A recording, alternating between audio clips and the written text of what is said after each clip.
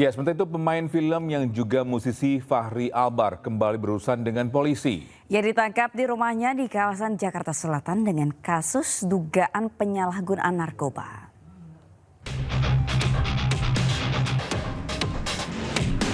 Kabar penangkapan terhadap Fachri Albar dibenarkan oleh Kasat Reskrim Narkoba Polres Metro Jakarta Barat, Kompol Fernal Armando Sambo. Putra dari vokalis grup musik God Bless tersebut ditangkap di kediamannya di kawasan Jakarta Selatan pada Minggu 20 April 2025 sekitar pukul 20 WIB. Selain mengamankan FA, polisi juga mengamankan sejumlah barang yang diduga mengandung narkotika. Ya, kami dari Sat Narkoba Polres Jakarta Barat pada tanggal 20 April 2025 kami mengkonfirmasi bahwa telah mengamankan seorang pria inisial FA yang bersangkutan adalah seorang public figure, dan saat ini kami sedang mendalami serta melakukan penyelidikan lebih lanjut. Sebelumnya pada Februari 2018, Fachri pernah berurusan dengan polisi atas kasus yang sama. Kala itu polisi menemukan barang bukti berupa satu plastik sabu seberat 0,8 gram, 13 tablet Rumolit, satu butir obat Kalmet, dan beberapa alat isap sabu. Fachri juga mengaku telah mengkonsumsi ganja sejak tahun 2015 dan sabu selama 1 tahun terakhir. Dalam vonis persidangan pada 10 Juli 2018 di Pengadilan Negeri Jakarta Selatan, hakim menyatakan Fachri bersalah dan harus menjalani rehabilitasi di RSKU Cibubur selama 7 bulan. Dari Jakarta, Miftah Fulgani, iNews melaporkan. Dan untuk mengetahui update kasus aktor terjerat narkoba Fachri Albar, kita bergabung dengan reporter Jen Cahyani dari Polres Jakarta Barat. Ya, selamat pagi Jen, apakah polisi sudah merinci barang bukti narkoba apa yang dikonsumsi oleh Fachri Albar? Silakan. Ya, selamat pagi Togi, Sabrina dan juga pemirsa. Kalau untuk saat ini dari pihak kepolisian belum merinci apa saja obat-obatan atau dugaan barang narkoba yang digunakan oleh Fachri Albar setelah sebelumnya sudah ditangkap pada hari Minggu kemarin di kediamannya. Dan untuk hari ini sendiri agenda yang terinfo kepada kami yang sebentar lagi juga akan dilaksanakan atau dilakukan adalah untuk tes kesehatan atau tes urin yang akan ditujukan atau dilakukan oleh Fachri Albar di Polres Metro Jakarta Barat, dan nanti untuk mengetahui apakah benar Fachri Albar ini mengonsumsi narkoba dan juga apakah positif mengonsumsi narkoba atau tidak, karena memang sebelumnya juga tadi sudah disebutkan Fachri Albar ini sudah ketiga kalinya berurusan dengan narkoba atau terseret kasus narkoba, di mana yang pertama pada tahun 2007 silam ini telah ditemukan atau ditangkap karena ketahuan mengonsumsi 1,2 gram kokain yang disimpan di kotak obat di kamarnya.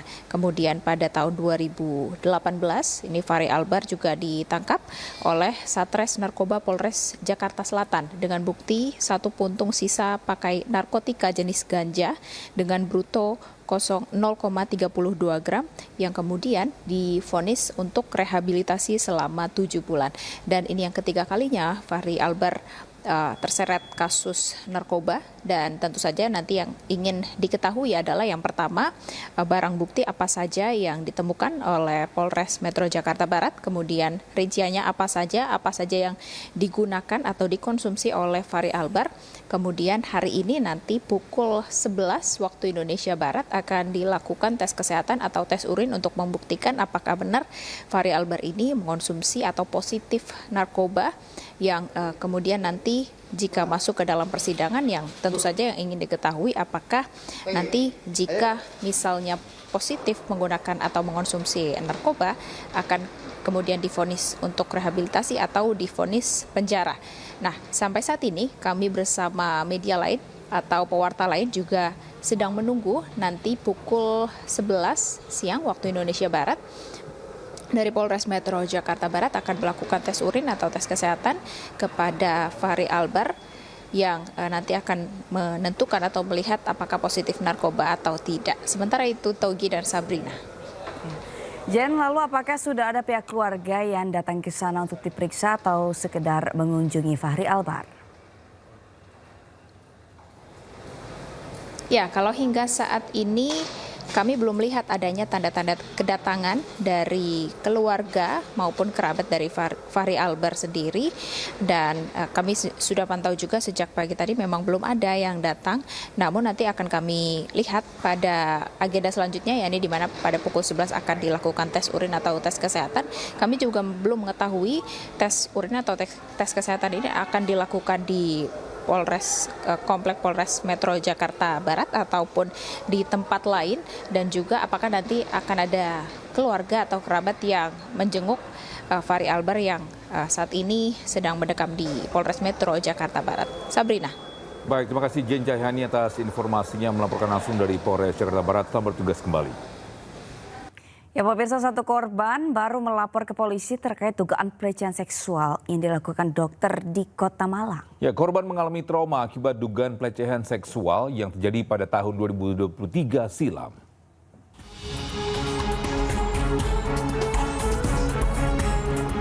Didampingi kuasa hukum dari LBH Surabaya Pos Malang, korban masuk ke unit perlindungan perempuan dan anak Polresta Malang Kota untuk melakukan pengaduan. Kuasa hukum korban mengatakan kejadian dugaan pelecehan seksual dialami korban pada tahun 2023 saat berada di ruang IGD rumah sakit yang sama dan ditangani dokter yang sama, yakni Dr. Y. Saat itu korban mengeluhkan dirinya kelelahan. Hingga saat ini korban menyebut masih trauma, namun korban memberanikan diri melapor usai kasus pelecehan seksual viral di media sosial.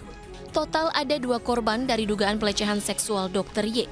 Hingga saat ini kasus masih dalam tahap penyelidikan Satreskrim Polresta Malang Kota.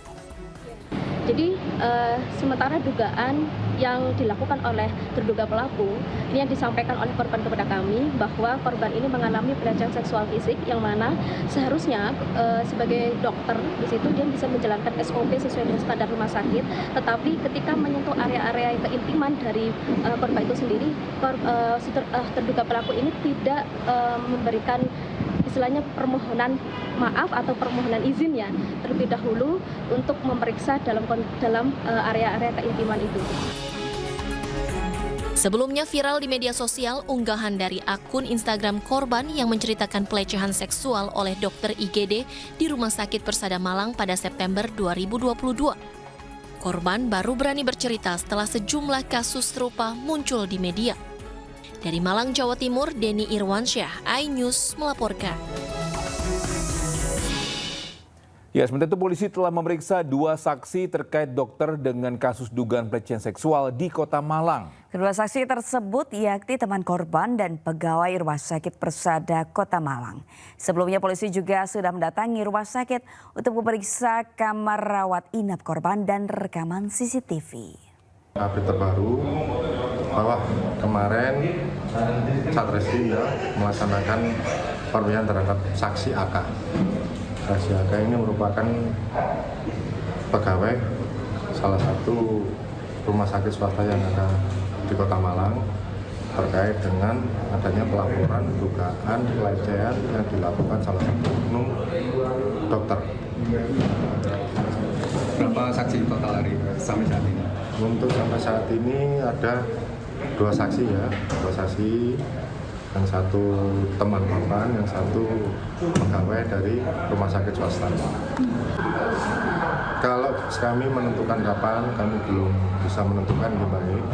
Karena saat ini kami masih terus mengumpulkan barang bukti, terus melakukan pemeriksaan terhadap saksi-saksi yang melihat kejadian dugaan pelecehan yang ada di salah satu rumah sakit swasta tersebut. Polres Garut Jawa Barat menerima 3 laporan korban pelecehan seksual yang dilakukan oleh seorang oknum dokter kandungan. Ya, korban pelecehan seksual kini berjumlah 5 orang.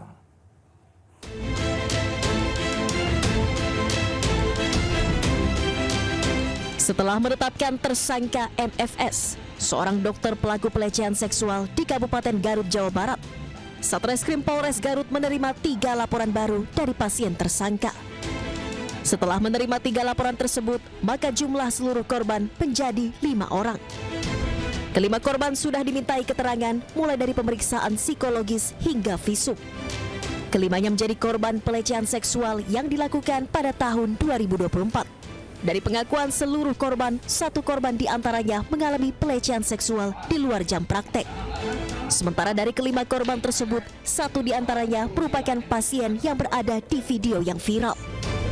Dari 5 pelapor ini, salah satunya adalah alhamdulillah salah satunya dari video viral yang tersebar luas. Beliaunya sudah mau melaporkan didampingi oleh suaminya. Laporan pertama yaitu dilakukan yaitu di luar praktek yaitu di kos-kosan. Kemudian yang 4 korban 4 ini semuanya dilakukan di klinik tempat di mana dia praktek. Hingga saat ini Polres Garut masih membuka posko aduan terkait pelecehan seksual oleh oknum dokter kandungan. Dari Garut, Jawa Barat, Solihin Ainius melaporkan.